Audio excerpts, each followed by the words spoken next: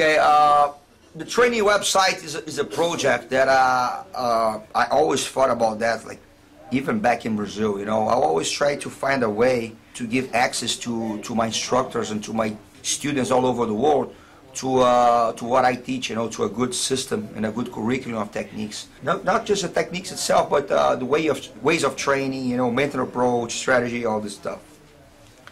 And with the internet, this is what the internet is like, maybe the biggest revolution. The internet like made the world smaller, you know. You can see what they're doing live, you know.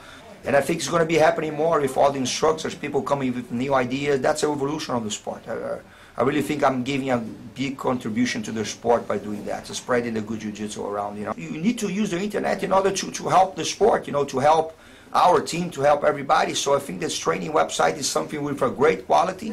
I would never do something with poor quality. I don't want my name in the mouth of the dogs, you know what I mean? I want to make sure that I do something with quality, and I'm really you know, impressed, and I'm really happy with the results of this website. I think it's like the best website training tool that I've ever seen, you know. I've seen other great ones, but the weak points, the weak spots of the other, Justin from Humankind, my partner on that, made sure that this holes on the other websites doesn't happen in ours.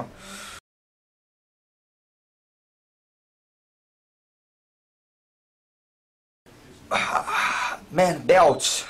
I'm old school, guys. I always tell that I'm an old bird, you know. Like I was like the philosophy that I was taught by the part of the Gracie family that I trained with, Master Carlos, Hilliard, Henzo, the Machado brothers, and was that the belt is like something that really matters. I mean, the belt is it's not a joke, you know. You really have to earn your belt, and it's not something that you can give away easy. I sweat a lot, you know. I had to work hard to get my belt.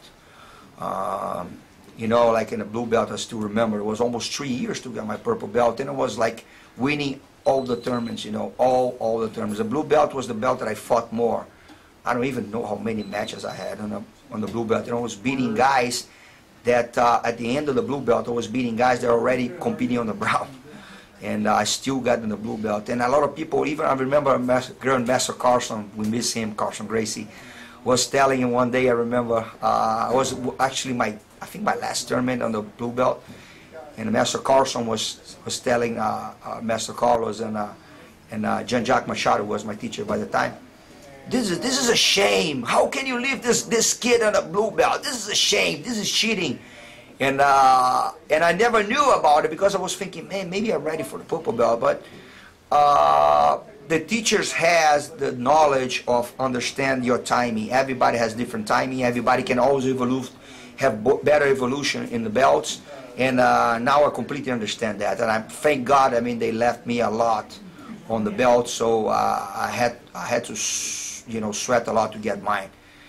And because of that, I'm not going to give away belts online. You know, I don't see how somebody can be awarded a belt online, especially if you never met the guy before. Okay, they're going to show a couple of techniques and they have to do correctly. Yeah, but it's not just a show technique, you know. I think the belt, like the first thing on the belt, you have to prove time on the mats. That has to be proved.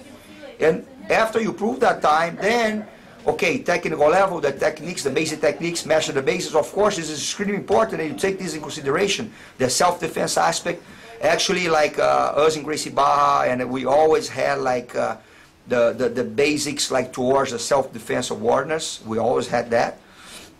But you have to see the guy live. You have to put the hand on the guy. You have to watch him, you know. It's something that is not easy like that. At least, you know, like a week or something.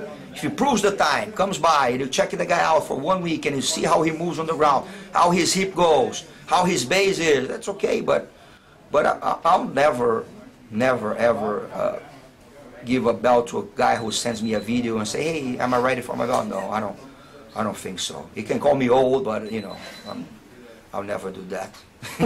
You know?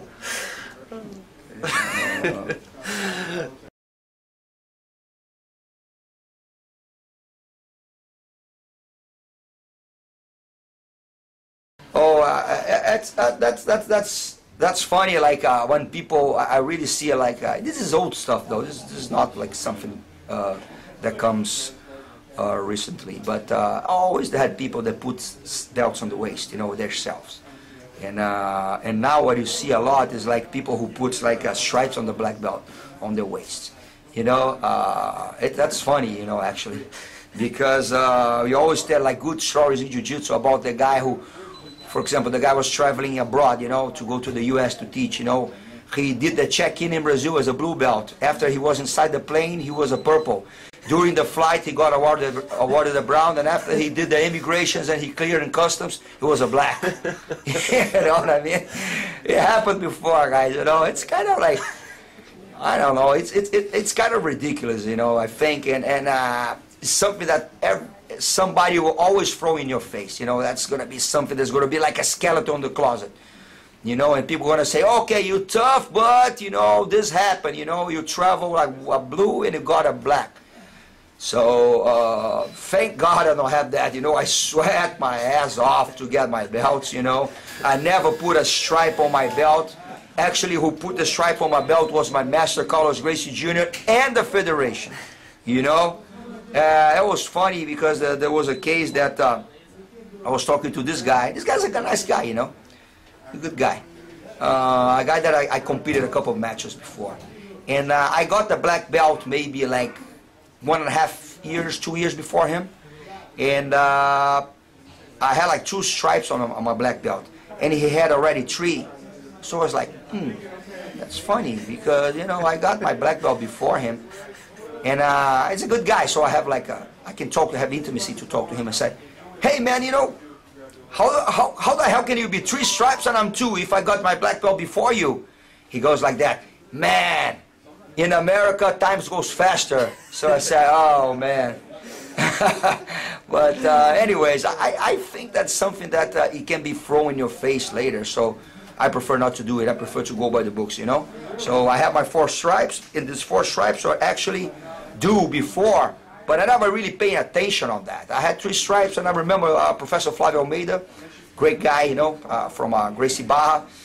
He came to teach a seminar here in Texas at my school, and he had 3 stripes, and he looked at me, he said, Professor, how come I be 3 stripes and you're 3 stripes? I said, yeah, that's a good question because I remember you were like a blue belt or purple belt. He said, now that's something wrong. So we counted the time and it was due like 1.5 years ago. So they said, okay, when you go to California, you're going to do like the thing, the promotion. It was really cool. So, you know, that's what I think. I think you should like, the belt is a consequence, not a, you know, you don't need to rush things out.